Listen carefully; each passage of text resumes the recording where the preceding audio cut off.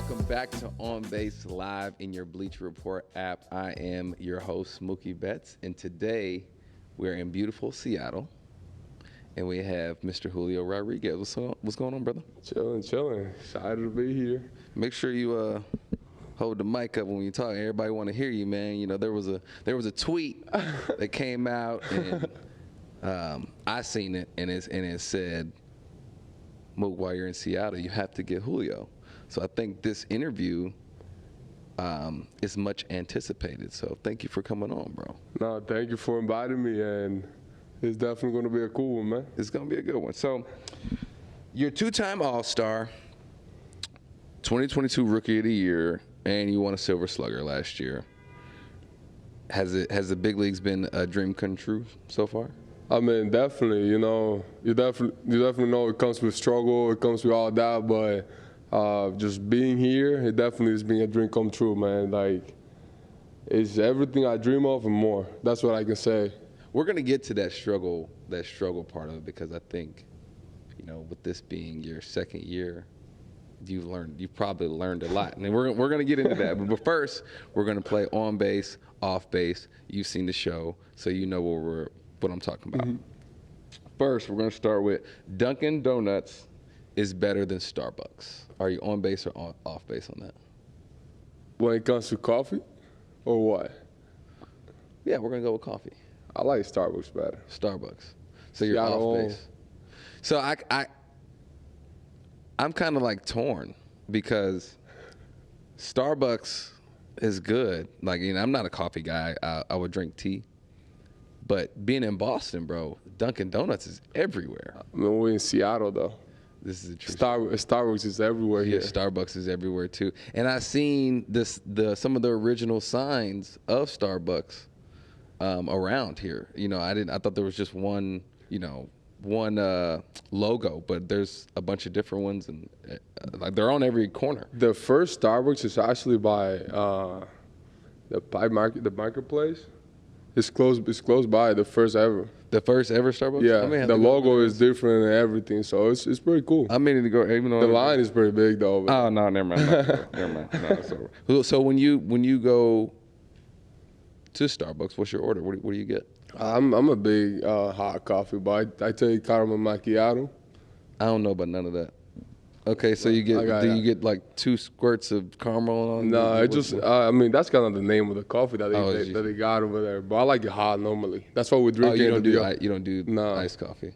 Mm-hmm. In the DR, we don't drink it like that, so I just kind of grew up with it. And how often do you go to Starbucks? Whenever I can, honestly, especially on the road, though. All the time. Especially being in Seattle. So you said it. On the road, though, I go the most. Whenever I hear, I do it at my house. You get the order and they bring it to the house? No, I just put a little coffee in the coffee machine every morning. Good for you. Okay. All right. So what about this? You're on TikTok, right? You enjoy TikTok. Mm-hmm.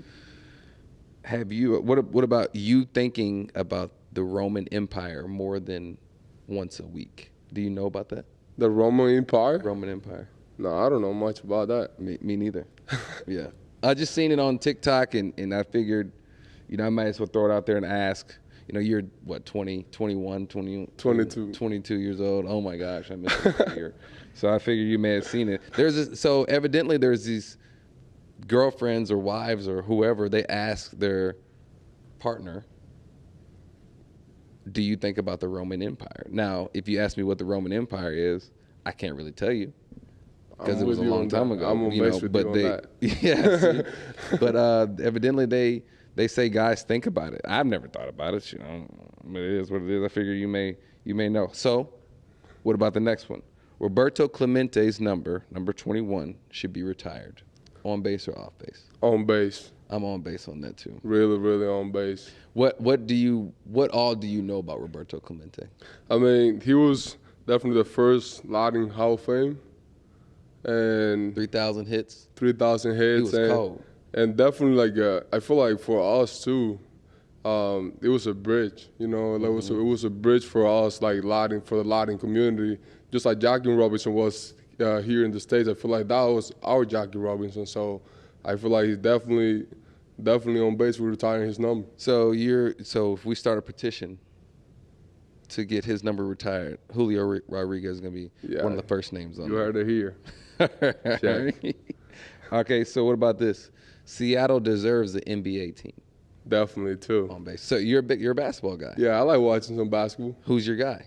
I'm a big LeBron James guy, but if we were to go with mentality and things like that, I feel like the things that I read and seen about Kobe Bryant, in the way that he That's crazy. You never got to see him. I mean, the DR is not that you were able to like get access so easily to it. So I would definitely do a little bit of research and like learn about him. And I always like seeing stuff like popping on my feed, and I feel like the impact that he had like all across sport, all across like different mentality for people. I feel like that anybody that can achieve that is definitely like somebody that I'm gonna look up to. Yeah, and he did. I mean, shoot, everybody looked up to him. Probably even people that played while against him were looking up to him. So, and that's good that you brought that up, because I kind of see that sometimes when we're watching you. Like, it's just that you keep going over and over, but you're having fun. And again, we'll get into all that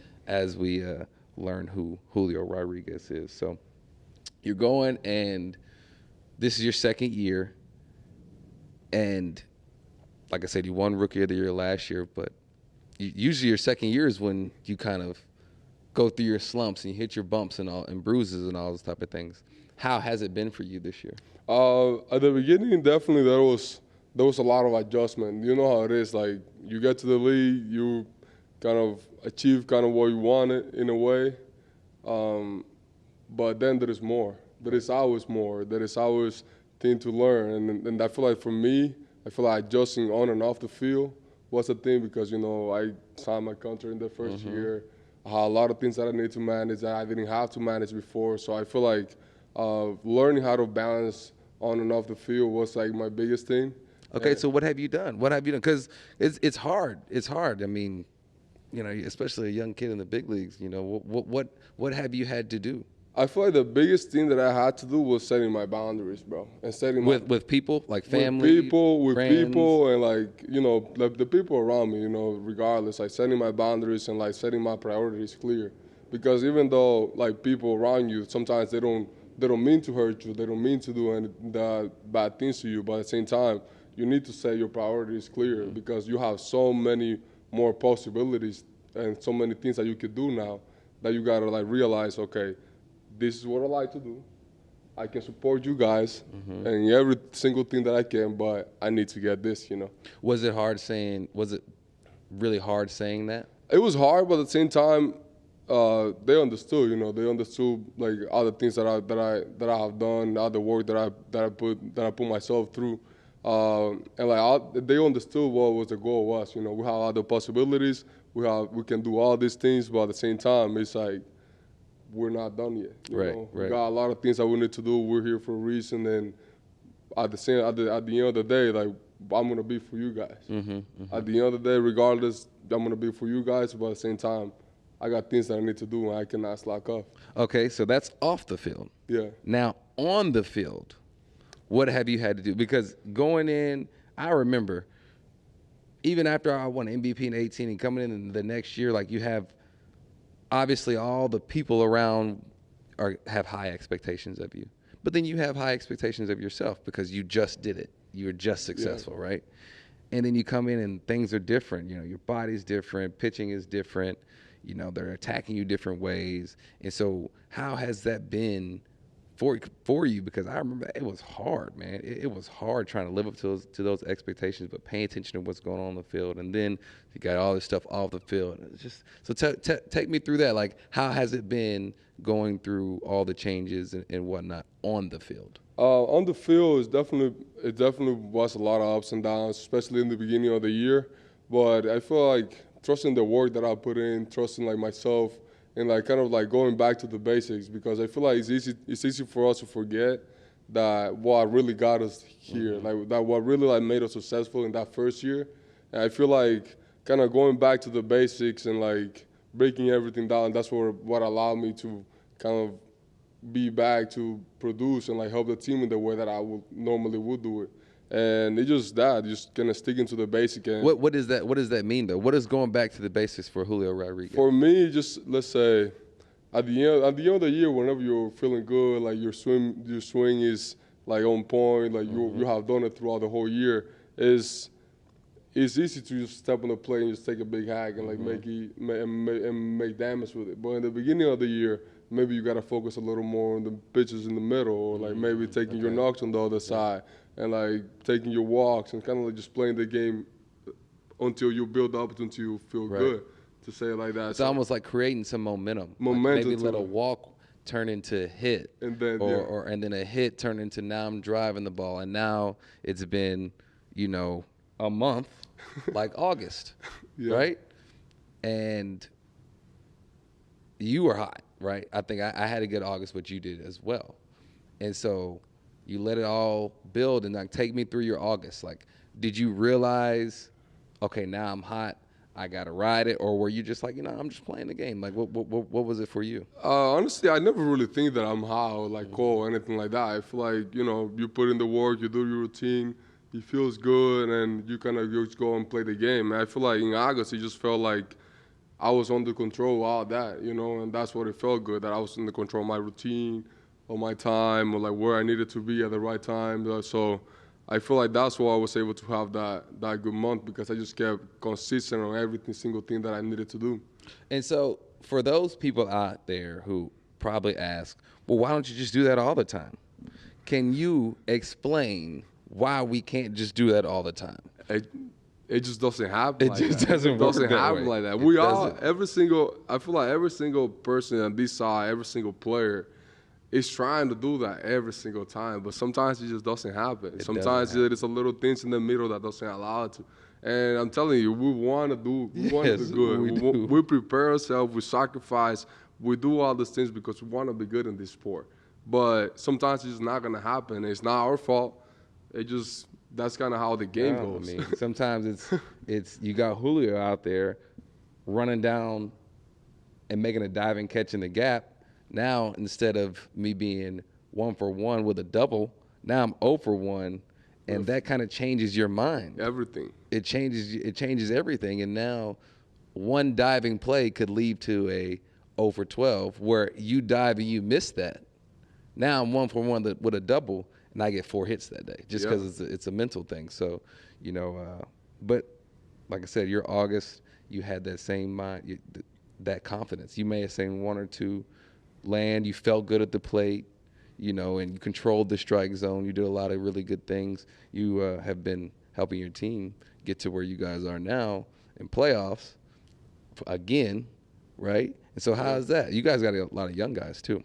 I mean, it's definitely fun, and I feel like you being in the spot, I feel like there is no more fun baseball than playoff baseball. Other than WBC. Oh, yeah, other than WBC, yeah, for sure. That's different. That's different. That's a different. You put it on. That's in a league of its own. Yeah, that's different. When you wear those colors of your country on your chest, is different. That's different. But during the season, playoff baseball is fun because there is no other goal to win that ball game right there, to move on. Regardless, everybody's willing to do whatever it takes to take that dub. So I feel like being able to be in that spot, competing this late in the year, and like having the opportunity to be in there is definitely huge, and that's what we're trying to do. Do you think that you guys can?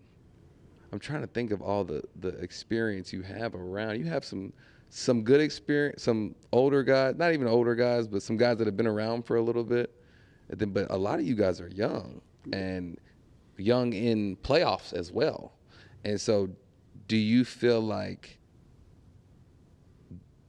a disadvantage that's the wrong word, but how do you feel like that helps or hurts you because you don't have a whole lot of the playoff experience? I mean, we definitely don't have like a lot of guys for like big playoff experience, but at the same time, you cannot be like blaming on, we don't have experience. But at the end of the day, we got to go out there and play ball, you know? Right. And if we start thinking, let's say this team has more older players than us, I feel like at the end of the day, we got to lay everything down on the field. No matter what. No matter what, if you have experience or not, like we gotta lay everything out on the field. So I feel that's how this team feels.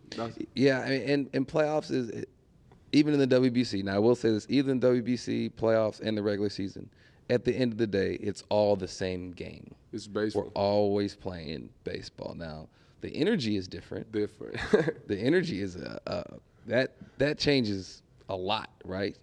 But the game is always the same. And so if you get some guys in there, because I even get nervous before playoffs now. You know, I still, you know, I get the butterflies. Like, all right, you know, we got to go. Especially during the you know what I'm talking about. And so if you guys get in there and you see some guys kind of nervous or whatever, like, it's the same game, you know. But they also have to embrace it as well. Yeah, you gotta. I feel like if you start trying to cover that's only one finger, then it's gonna burn, you know. And I feel like you gotta like acknowledge that this is a big moment. Yep.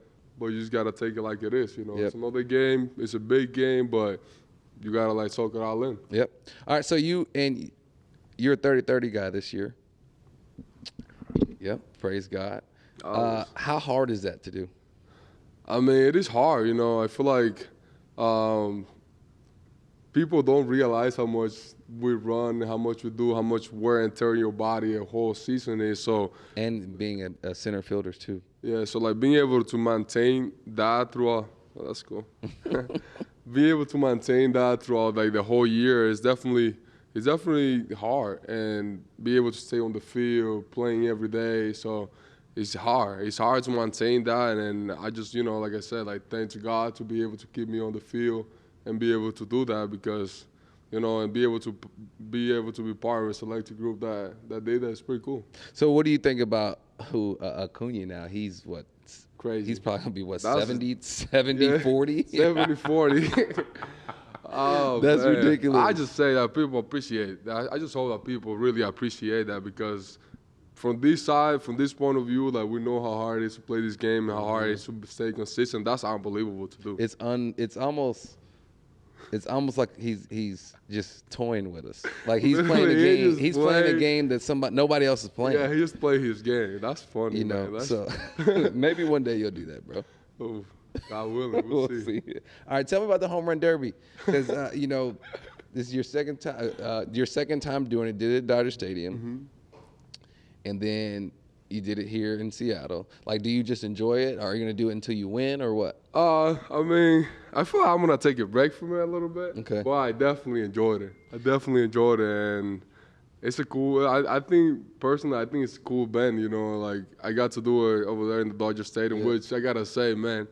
And when you dapped me up, when you were like walking behind the home plate, that was one of the coolest moments of that derby. Thank you, man. No, I gotta say it, man. I gotta say it, because I remember I kind of grew up in a way, like watching you when you were in Boston and like when you got traded over here too. But that was one of the coolest moments in the derby, man. Like, for real, like I'm glad I got a memory in Julio Rodriguez's life. Yeah, no, that was cool, man. But it's a great event, you know, and be able also to repeat it and come back to back and do it in Seattle here, and like just kind of feel the energy of all those fans that were like in there. Take me through that. So we were sitting. I remember we were sitting under when they were introducing us, and you were last. So we all go up, and then your name, Julio Rodriguez, and everybody goes crazy. Take me through that feeling. Like, how was that? How did that feel? Man, it felt unbelievable. Like, I never had that feeling before, and just kind of feel the whole energy of the city, just kind of waiting for that moment, like building it up and like knowing, oh, he's gonna come last or whatever. Yeah. And like just that whole like energy that they had was just different. And once I got to it, I was able to step on that plate and just see. I look around a little bit and like just saw everybody kind of standing up and like just getting ready for it. I just could tell, like, could feel like the energy of like everybody on that field, and like I felt that's why I was able to do what I did. Then you hit 40 homers. So tell me about that. How did you hit 40? Were you just like, it looked like you were just swinging. Like you weren't even paying attention to where the ball was going. You weren't paying attention to what was going. You were just swinging, and it was just homer. Like that was, to this day, that's probably one of the most impressive things I've ever seen. So just know your memory in Mook's memory bank as well. So take me through that, bro. Take me through those. Was it 4 minutes, 3 minutes, or 4 minutes? I think that one was 3 minutes. 4 minutes. Somewhere. Take me through those 3 minutes. I mean, it was crazy, you know, because first of all, I gotta give props to my boy Frammy that was throwing BP. Okay, yeah. He was money, but man, I blacked out. Just see ball, hit ball, and like I wasn't trying to do too much. I was trying to stay consistent through it, but I could just hear the roar of the crowd every single time that I would like made that contact in that spot, and it was unbelievable. It was unbelievable, just like feeling the roar of the crowd, just kind of like swinging, just putting a good swing after good swing after it. And like I said, my man Frammy, he was on it. Yeah, and that's huge. Having a good BP thrower. Definitely. And like he was just consistent the whole time, and would definitely stay consistent throughout the whole run. Yeah. And I remember when I finished, I had like 41th, and I was like, man, I'm done. You were like, I'm done. You didn't even want to. I did. I felt like I'm telling you, I felt after that round, I was like, man, I basically did it for the city. I gave you everything I got. Okay, so tell me, before that, I think on your vlog, you had said that Ohtani was in the cage. He was in there for a while. Tell me about that. Tell me about that story. You don't have to throw him under the bus, whatever, but tell me about that because you needed to get in there and warm up, even though you're only 22. Yeah, so it was basically, I started to watch, there's a video. So he was going to start doing his routine and all that, but like that was the time that I had in my head, okay, I need to warm up at this time to be ready for my round. And whenever I saw him in the cage, I was like, man, this is Ohtani, right? So like, I can say it, but at the same time, I'm in my head, man, I got to practice. You're right. So whenever I walked in, I was like looking, I was like, man, I'm a little, like, got to respect the guy. And I was like, Shohei, I love you to death, but I got to practice, man. He didn't understand. This is my city. Yeah, I don't know. I gotta do my thing. So he understood it. Was a nice guy, but he was cool. He was cool about it. All right.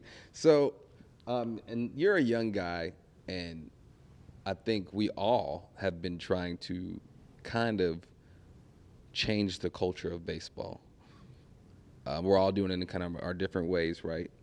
And celebrations have been, kind of a good thing and a bad thing, depending on which side of the fence you are, depending on if you're a part of the older generation or the other younger generation. And I'm kind of right in the middle. I'm right in the middle. So, how do you feel about celebrations and how they affect the team? I mean, I'm all in on celebrating. I'm all in on celebrating. I feel like we know how hard this game is, and when you're able to do something good in the toughest sport in the history of the universe, say it like that, man, you gotta be able to celebrate. You know, like when you're able to like hit that homer in that big moment, or like just whatever it is that you're helping your team win. You know how much work you have put for it. So, so at least for that moment, you gotta be able to celebrate that. And I'm with you because, in football, everybody knows how hard it is to score a touchdown. Yeah. So when those guys score a touchdown, they get to celebrate. Dance, they do all that, right? Well, in baseball, there is a point where even though I hit 30 home runs, think about how many times I hit. I've hit 600 times and I've hit 30 homers. So the time, I want to celebrate a little bit. Now, I don't, just because I was right on the tail end of the older generation, right? But watching you guys, it actually is kind of inspiring because it's fun. It seems fun, like doing our Freddie dance, right? Like initially, it was like kind of, I don't know, but then like how the culture is going and how other cultures are is like it's fun. And you've been to Dominican baseball games, right? Of course, in the DR, right? That's what I grew up. That was tell me about that. Like tell me and some of the people about that, because that's a completely different game than what it is in the big leagues. I feel like that's what I grew up watching. That was like my big leagues before I knew the big leagues, to say it like that. So the games over there is fun. You play a short amount of game, but every single games matter, and everybody knows how hard it is to come on top on that league. Yeah. So like, every single out, every single strikeout, every single home run, all the stuff. Those people, like, they celebrate like it's a life or death thing. You know, like we all from Dominican Republic. We all have like the section in the country that, oh, you're rooting for this team, and everybody's kind of bashing each other. So like they go to life to death on it. So that's why like they celebrate it so much. They bring bands to the field. The whole like rivalry between Águilas and Licey and like all those other teams. It's unbelievable, the energy. I feel like if I recommend you something, just go watch it. Go watch one a game time to the Dominican Republic and just watch a game. Do you feel like the MLB could take some of those things, maybe not all of it, but some of the fun and implement that? We should do that? I think we should. And I feel like it gives the fans another things to go to the ballpark and enjoy. You know, it gives something else like that. It's also bringing energy, not just to the fans, but also to the players. And like you can allow them to be who they are. You know, because see the personalities. Yeah, because at the end of the day, like if I step on the field and like I just go out there and be myself, I don't want to rub somebody else the wrong way. I'm just like playing as free as I can play. Right. You know, it's not about the guy that I hit a home run with, or it's not about him striking me out. It's about him, you know. It's about what he likes to do, what he wants to do. So I think feel that's like, what it is. Yeah, I feel like everybody should be allowed to be themselves 100%. Right. Because at the end of the day, we're all different. You come from a different place that I did. You grew up watching something different that I did. So like, why why do I have to tell you how to act? Right. Or you tell me how to act when you never see things through my eyes. And I understand that because when guys bat flip or somebody strikes someone out, to your point, it's not about that I struck you out. No. It's more of I was successful in that situation, and this is my celebration. Yeah, literally, you know? That's what I think. And like, whenever somebody strikes me out, if you want to be pumped, it's okay. Like, that's good. I know what it feels like. You can do that. I'm not gonna tell you because I know I'm getting fired up to come back and like try to get you a home run. And I want to celebrate too. Right. But it's not like about you striking me out, like me hitting a home run off of you. I want to be successful in that. It's just the moment. It's just a moment. You know, you want to appreciate your moment in your own way. Right. And I think, like you said, maybe we should come up because like Jazz doing the Euro step, right? Or Ozuna when he took a picture down the down the third base. He started that in the DR. Oh, see, there you go. Yeah. Started that in the DR, you know. Tatis when he does a little shuffle thing around third base, right? I think that does show personality, and that's like the signature. You know, in the video games, Mortal Kombat. You ever played Mortal Kombat? Yeah, of course. Okay, so you finish him. Fatality. You know the fatality. It's like you know who you're picking. You know the finishing move, right? And so maybe that's kind of how we should view it. Like Castillo's when that's like his finishing move, right? So maybe that's a good idea. Maybe that's a great perspective. I'm gonna try and come up with a signature or something. I don't know what it's gonna be. We'll see. All right, so take me back to young Julio, man. So take me back to young Julio. Growing up in the DR, how was it, and how tough was it? Because coming out of the DR, it's a lot of people that play baseball, and the academies that are there's a lot of people, and so you really have to figure out how to become better than everyone. So tell me about how the experience was. I started playing baseball in my hometown, Loma de Cabrera. When I was, like 5, 6, even younger than that probably, with my dad.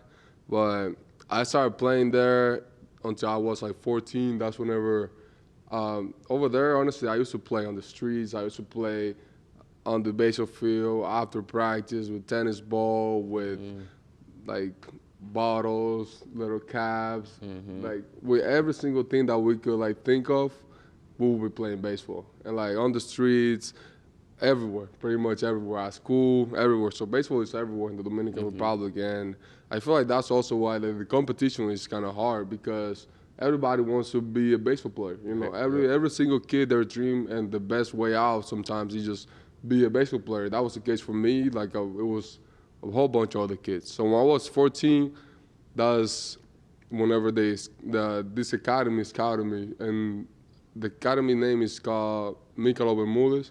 I trained there with Kiko Peña and like his son and all that. I was there for like a couple years, so that was when I was 14. I was there for like a couple years doing tryouts, going to different parts of the Dominican Republic, doing tryouts, showcases. Also, like you did a lot of showcases. Yeah, Okay. I did a lot of tryouts when I was a kid, but that was like kind of the process of it. That's what you had to do. Yeah, you needed to wait until you were 16 to be able to sign with the team, and that's where the Mariners came in. Okay. When I was 16, so from like 14 to like 16, I did a lot of tryouts, a lot of different teams. A lot of different teams had the opportunity to sign me or everything like that. But the best choice for me was the Mariners back then. I don't know why, but I just kind of felt that connection with them. I just felt like it was like the best organization for me to see in a way that they were going to provide me with the things I needed to get better. Okay. And that's what I saw in them, and we're here. We're here now. Okay, so you signed, 16 years old, came over, and you tell me about your minor league experience. The minor league was pretty cool, honestly. Like, I got to. Was it a different? So you were? Was it different? Like you were like, wow, I'm in the U.S. and this is completely different, or because especially in the lower minor leagues, a lot of guys come over, and so were you comfortable? You know? I feel like in a way, when I was 14, I had to move from my hometown to a city in Santiago. Okay. So I kind of had to leave my parents, like leave my hometown. So that's when my process of like kind of living away started. Oh, okay. So you were kind of it was kind of normal for you. In a way, yeah. In a way, it was just. I remember talking to my parents when I was a kid, and I was like, okay, if I'm gonna do this, I can't be crying and complaining. I was like 14, maybe 15, and I was like, if I'm gonna do this, I can't be crying and complaining. And so, you came over. You're already kind of used to being on your own. Yeah. And you going through the minor leagues. Was the minor leagues tough for you? It was tough in a way, but I feel like at the same time I kind of prepare myself a little bit for it, especially with the English, because my parents, when I went to Santiago, my parents they didn't want me to rely really on people. Like they wanted me to be my own person, and not having to like rely on somebody, or like if I needed to get food, if I needed to do this and that. They didn't want me to have that thing in the middle. So when I was like 14, 15, they put me on this institute to kind of learn a little bit of English and all that, to kind of like prepare myself. You started learning before you came. 2 years before you came. Kind of, yeah. It's not that I knew like how to speak English fluently or like things like that, but I knew the basics. I knew how to like put together a sentence and like kind of like say it like however I could. But so how did your English get so good? Just practicing. Just being here. It was more. So I signed with the Mariners at 16, and I remember that year they had like this instructional league, and they sent like 6, 7 like Americans to the academy in the Dominican Republic, and man, I told them like, hey, I don't know, my English is not good. Like I'm gonna tell you from now, but if somehow you can help me out, like I'm gonna take it. You know, and it's okay if you tell me, hey, it's not good, and like you can say it like this, but at the end of the day, it's gonna make me better. At the end of the day, we're able to talk here now because of like things like that. So I feel like props to them that they kind of like help me out to be here. Well, I mean, at least you cared about learning about English. So as you were rising up through the minors, how was having success? Because as you debuted at 20, 21, 21, yeah. And so that means you flew through the minor leagues, and sometimes having success like that is hard because you think that it's all the time. You think this is how baseball really is. So how was it handling that success through the minor leagues? I mean, honestly, just kind of like staying committed to where I wanted to be. You know, I wanted to be in the big leagues. I wanted to get here. So you didn't even care about it? Didn't matter? No, for me, it didn't really care. Like I feel like I was doing what I needed to do to get to the big leagues as fast as I can. That I got here to help the team. And I remember I started in like DSL, but my whole point wasn't like being good here in DSL or like being good in low A or being good in high A or double A. It was how can I learn everything I need to do to get to the big leagues. Okay. So if it was this level, what can I learn here in this level? If it was in the other level, what can I learn here? Because my end goal was always to be here. Right. And that's why I feel like I was viewing as a preparation to get there, not as just being good at that level. So I feel like that's kind of how I handle it being in the minor leagues. just kind of like preparing myself to get out there, up here. Was your dad or mom or were they one of your coaches growing up, or did they? I'm sure they helped you a lot, but what was their relationship with you through all this? Because you left, not that you left, but you kind of had to leave a little bit at 14, and so they were kind of in the background watching while you're 14 years old, and now obviously you made it to the big league. So how were they throughout this whole process? I mean, they were definitely always involved. They were always especially my dad. Like, he was always involved into me doing the right things. He was always calling me, checking in on me, and like he would come to Santiago. My mom too. Like, they would come to Santiago, the city that I was at, to make sure like all the things were going well. And you're a parent now, and like how hard it would be to be away from your kids. So I feel like that was a really hard process to them, but at the same time, we were all in this together. Like, if we started like crying, complaining about like, oh, we were so far away, we're gonna like all get sad. We're all gonna be like make it like see all the hard parts. But if we instead of like that, we focus on the things that we're gonna do to get better, and then we celebrate and enjoy, and like all these hard times were just part of the process.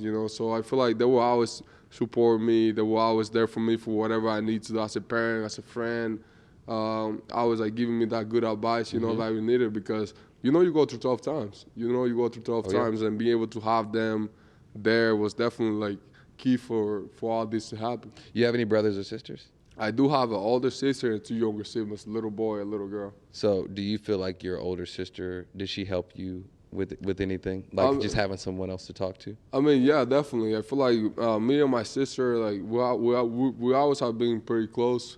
And we always are able to talk like anything, She was older than me, but like she was kind of like my little mom in a way too, because she always would take care of me and all that. So I feel like we were really close and talk about anything with her. So you have older sister, 2 younger siblings, yourself, so 4, and your mom and dad. So when you got the call, did you call all of them? I called my mom and my dad. Okay, so tell me about it. You got the call, and what did you do first? Oh man, I remember when Scott was telling me that I was gonna go to the big leagues, man. I was blacked out. Like I was like blacked out. I was just like zeroing on his face, and I was just like listening to like, man, like, what are you gonna tell me? I'm either gonna go down to like a AA or AAA, or gonna go out to the big leagues. I knew I did everything I could to like make the team. It was like right here, right now, the moment of my dreams. Am I either gonna go there or not? And like once he told me that I was gonna be a big leaguer, like my hands were sweating, I was shaking. You get all those feelings. It's like, man, like basically finally we're able to get the opportunity to be here. So. And then when you tell me about your call with your parents. I called my dad. My dad didn't take the phone first. He did? Yeah, so I was like, okay, whatever. Okay. I guess he's too busy right now. But then I called my mom, and there was being videos and all that from it, because my man here, they did a great job on it. But my mom was definitely really excited. Like did she cry? She was crying for sure. Yeah, my mom was definitely crying from both, but. It was definitely like I could tell like how happy she was for me, how proud of like everything, the other sacrifice that we have done, and like, man, we come from nothing basically. So being able to like do that step, all of us as a family together, it was pretty cool. And so, did you cry? I didn't cry, man. I don't know, but I was just a little tearing up, but it seemed like I that's cried. Okay. That's okay. That's good. I mean, like you said, it's everything you dreamed for, everything you worked hard for. So it's okay to cry a little bit. So and let me ask you one more thing before we move to the next subject. Do you feel like, being that you have a big responsibility with this team, like, do you feel like a lot of pressure is maybe the wrong word, but I'm just gonna have to use it. You have a lot of pressure, especially going down this last 2 weeks to perform in order to help your team get, because y'all are right. You're right there. Yeah. And you're going to need the guys to pitch well. You're going to need you to play well. But knowing that you're you and, like, you know, this is the J-Rod show here in Seattle, like, do you feel like there's a lot of pressure on you? I mean, and it's good pressure, like not bad pressure, but like good pressure that you enjoy. Like, do you feel definitely. that? I feel like I definitely enjoy that part because it's a competition, you know. You're competing to, like, get there. And I feel like I enjoy that part, you know. I enjoy to be able to, because I demand that for myself too, you know. I wanna do good for the team. I wanna be able to, like, perform, and we know what the end goal is every single time at the end of the year. But man, I feel like in the way that I put it, I feel like we all gotta just prepare. You know, we gotta be ready for it. And, like, once we step on the field, it's like, what can we do to just win? You know, so I don't know. I try to simplify all the time, just to kind of prepare. And, like, once I step on the field, God's the only one that knows it's gonna happen. But I want to be prepared for whatever it needs to happen right there. And so when you go to prepare and you know, and like, you know, every game matters, right? And not that every game doesn't matter early in the season, but now every game matters. Like, does your preparation change, or do you add more? Do you take a little more? What is it? I feel like if I were to add one more thing, is meditation. To say like that's probably like one thing that I would say helped me to kind of like focus on the things that I need to do. Now the things that are like kind of like a waste of time, like things that are not gonna add value to where I need to go. So I feel like I like to meditate every single time that I'm going to things that are really like important, like this down like this last stretch. I like to just focusing on the things that I need to do. So during the day, after BP, I'm assuming you meditate right before the game. Yeah. Do you go in a room by yourself, or do you put your headphones in, you sit at your locker? What does that look like? If I'm at home, I'll go to like a room. This room that we got, that it's kind of like the sleep room. The nap room, okay. Yeah. So I go in there, and I always like take my time over there. How long do you need? The short one I do is like 5 minutes, but there is sometimes I go in there for like 30. Oh, so you're taking a nap. You're not meditating. But I do meditate for the first part of it. You meditate until you fall asleep. Yeah. Okay. Yeah, it helps you. And so do you feel like that meditation is kind of what allows your brain to have all the thoughts that run through, you let them go through no matter what they are? Yeah. Like, is that what you use the meditation for? Yeah, it definitely, you always got to prepare. You go to the gym, you go to do your hitting routine, you do all those things. But I feel like that, I should say, like, that's kind of like organizes everything. Like it puts everything where it needs to go, and it just allows me to just go out there to the field and just play free. So based off you meditating, that means you're really big in mental health. Yeah, definitely. And so how often do you practice or whatever, like, mental health? Like, so what that looks like for me is when I'm at home or even in the box or on the field, wherever I'm at, I, instead of telling myself like, don't look for this pitch, or I don't want to do this, or I don't want to get beat deep, or I don't want to eat this food. Instead of saying what I don't want to do, I try and practice what I actually do want to do. Right. And so how does that work for you? Like, how do you put that into your life? How do you implement these things into your life? I feel like meditating and like other things of mental health is more about realizing, like you said, like realizing all those thoughts. And like you said too, it's just like kind of putting the energy in the things that you really want to do. Like you said, like I feel like that's really big key for it. And I feel like I do a lot of those things because that's what you see. That's why whenever you're like doing some meditation, that they tell you, instead of like you thinking of the negative things, just kind of put the energy in the positive way and like in the way that you talk to yourself. Yeah, and because, especially self-talk. Yeah, self-talk. It's just like in the way that you talk to yourself and how do you manifest all those things. Because if you start thinking about the negative, you're putting negative things out there. Yeah. If you start like thinking about how do you talk positive to yourself and like just kind of like spread that positivity throughout like not just you, for the people around you, how you talk, like how you like giving advice and like things like that. So I feel like that's what I try to do. That's what I pay attention to. Yeah, exactly. Okay, so this is something super random I forgot to ask you earlier. You know, you signed your deal. You're going to be a Mariner for a while. What'd you do when what'd you get when you first signed? What was your first purchase? For me, I bought my G-Wagon. You bought a G-Wagon. Yeah, that was my first. Fully loaded, custom everything. Yeah, you can say it like that. It was brand new though too. Brand new G-Wagon. And why a G-Wagon? I feel like that was kind of one of my dream cars always, and I don't know. I like sporty cars, but I feel like that's not like such a sporty car, but just kind of like a strong, like nice protected car that I always liked. And yeah, that was my first purchase for myself. And and obviously you're a jewelry guy. You like nice pieces. I really like your J-Rod necklace right there. That looks really good.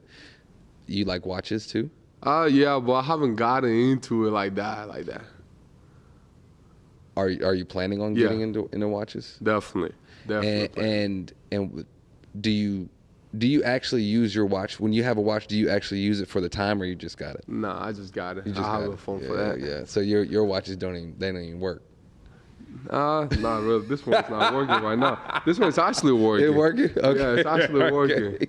I don't know if you saw this, but Deion Sanders, Coach Prime at Colorado.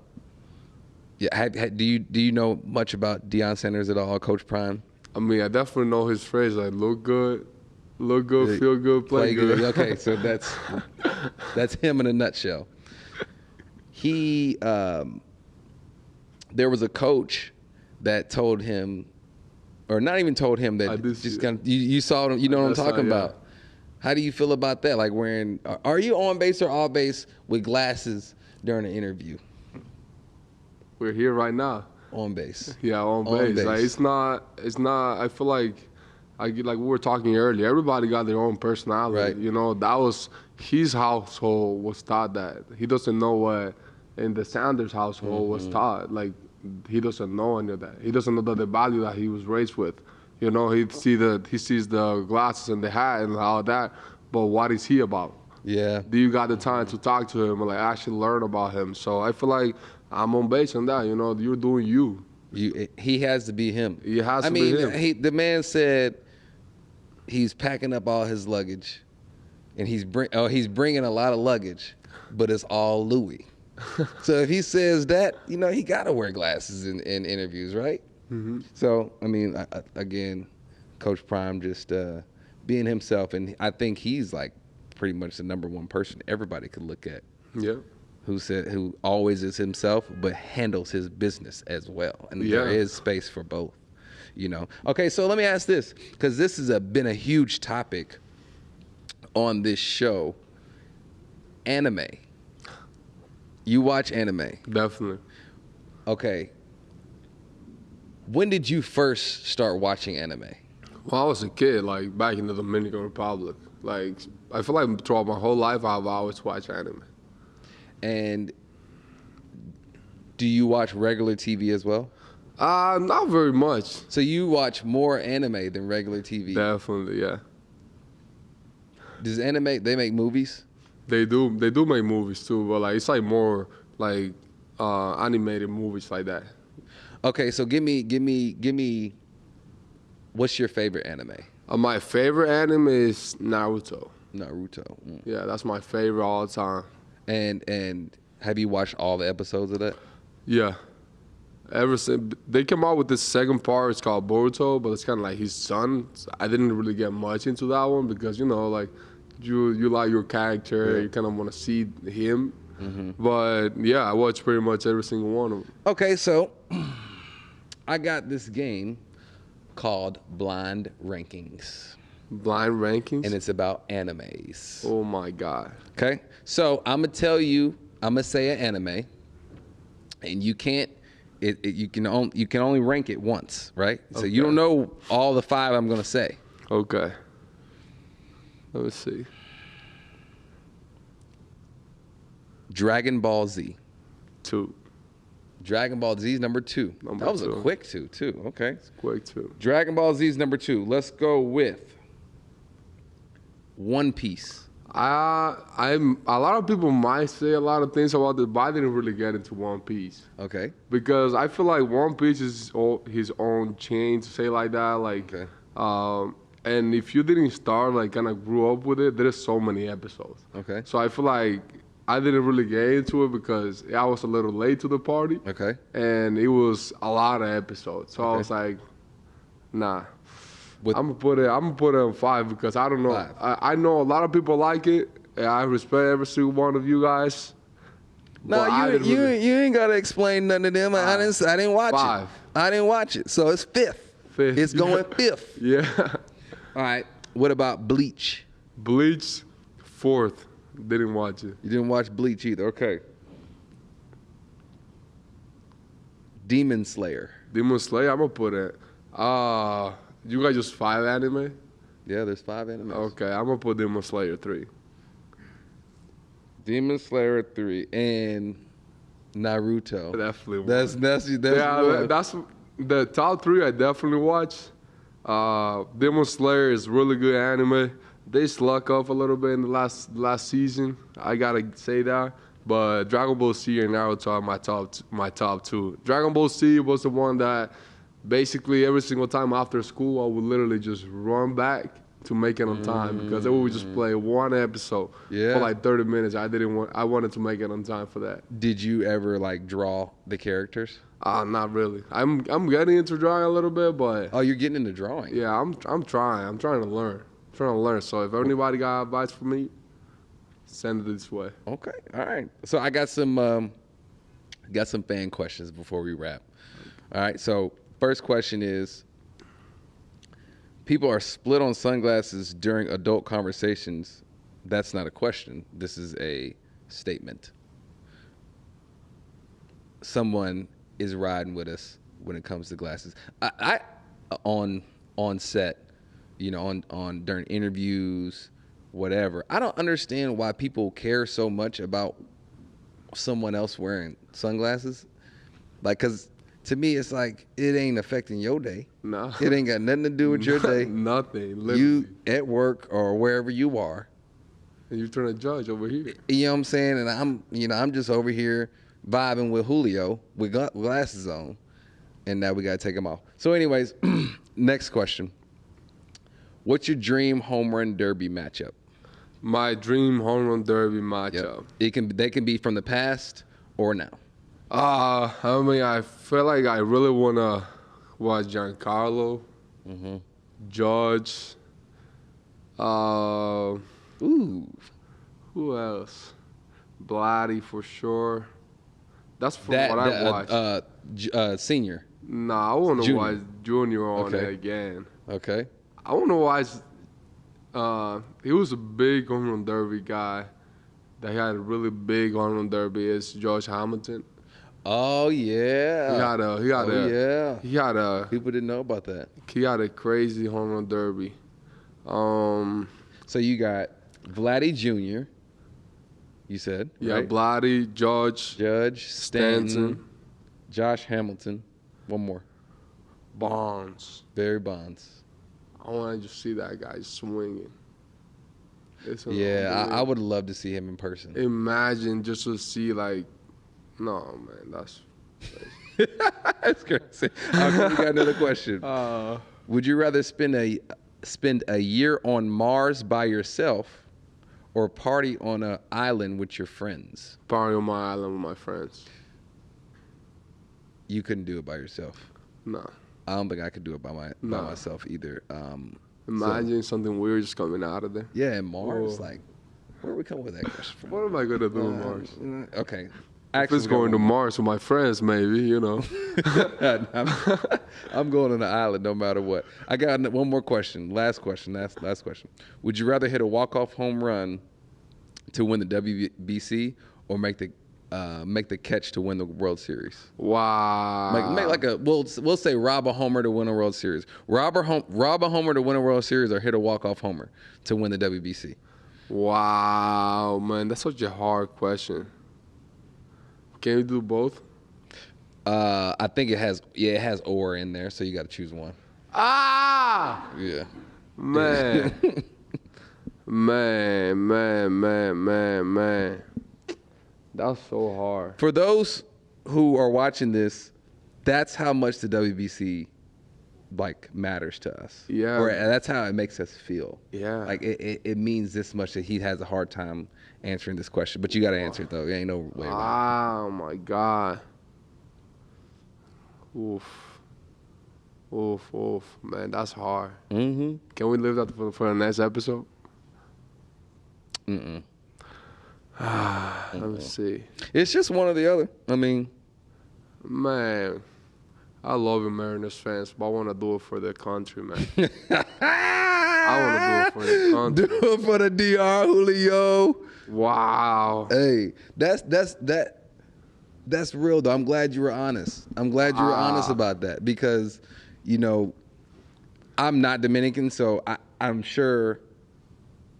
That's I can only imagine being Dominican. That's life over there. Basically, that's what I'm saying. Life. I can life. only imagine being Dominican and putting on that uniform and then playing in the WBC. Like, it's a tiny country, man. Yeah, a little country, and be able to represent that and just put it on your chest, man. You guys know I love them, but I gotta do it for the walk off, and it's a walk off homer too. He's over. All right, man, Julio. Thanks for coming on here. Obviously, I've been watching the last couple of years. It's been fun watching not only you playing, but mostly you just becoming who you are. And I think you have a big personality, and I think you embrace it. And I think that's super important for not just you, but for our game, for your teammates. I'm sure that goes a long way for your teammates. You being the leader, you doing everything you need to do, embracing this pressure that you do need to play well for you guys to make it, you know? And obviously everyone has to play well. This is not just on you. Everyone has to play well. Everyone has to pitch well, play defense well, all this other stuff. But a lot is going to ride on you. And I think talking to you now, you really embrace that. And it's good to know that young guys, especially you're only 22 years old, you are very mature, and you'll have a long, successful career, brother. So, appreciate it. Again, we'll see how this battle goes this weekend. Don't play too well. It'll be fun though. It'll be fun. We're gonna have fun, guys. Thanks for joining. If there is anywhere out there that does drawing lessons, painting lessons, whatever it is, please find Julio. And we will be catching you guys on the next episode of On Base. See you guys later.